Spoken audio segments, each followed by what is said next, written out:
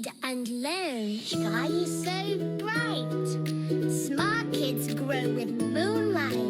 Read and learn, shine so bright. Smart kids grow with moonlight. E-Schoolify series, fun and true. Learning dreams for me and you. Welcome to E-Schoolify series. अस्सलाम वालेकुम, Saeeda Maryam Naqvi is here from the Moonlight International Publishers. अरकान साजी में आज हम सीखेंगे दाल के खानदान से बनने वाले 4 हरफी अल्फाज. इनको पढ़ना और लिखना सीखेंगे.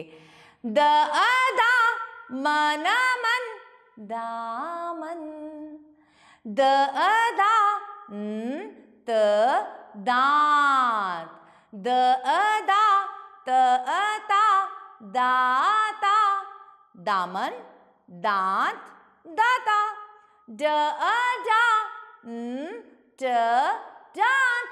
जैसे अम्मी आपको डांटती हैं. ड अडा ल अला डाला.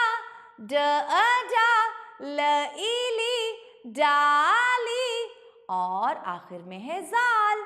ज अजा त इती जाती. ज अजा कर कर जाकर.